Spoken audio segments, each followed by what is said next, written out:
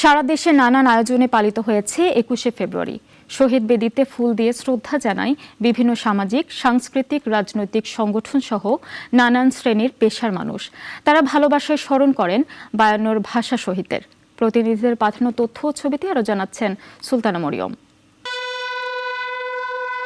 ৭২-৭৩ বছরে এসে জাতির শ্রেষ্ঠ সন্তানদের শ্রদ্ধা জানাতে বন্দরনগরী চট্টগ্রামের শহীদ মিনারে পুষ্পস্তবক অর্পণের মধ্য দিয়ে দিবসটির আনুষ্ঠানিকতা শুরু করেন নগরীর মেয়র।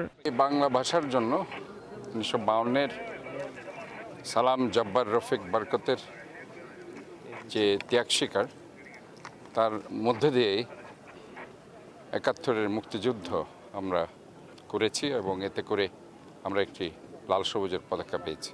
লালমনিরহাটে প্রথম প্রহরে নগরীর থানা রোড শহীদ মিনারে ফুল দিয়ে শ্রদ্ধা জানাতে আসেন সকল শ্রেণী পেশার মানুষ।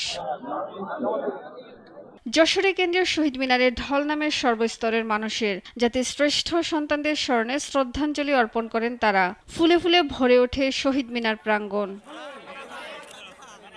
কুমিল্লায় টাউন হল কেন্দ্রীয় শহীদ মিনারে পুষ্পস্তবক অর্পণের মাধ্যমে শ্রদ্ধাঞ্জলি নিবেদন করেন কুমিল্লা জেলা প্রশাসক মোহাম্মদ আমিরুল কায়সার।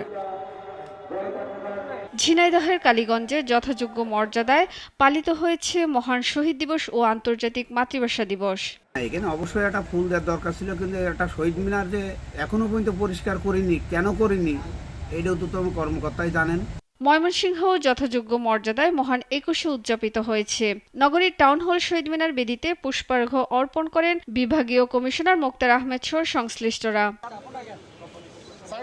রাত 11:30 থেকে রংপুর নগরীর কেন্দ্রীয় শহীদ মিনারে পুষ্পমাল্য অর্পণ করতে আসা হাজারো মানুষের পদচারণায় মুখর হয়ে ওঠে নগরীর কেন্দ্রীয় শহীদ মিনার। উপস্থিত ছিলেন প্রশাসক সহ রংপুরবাসী।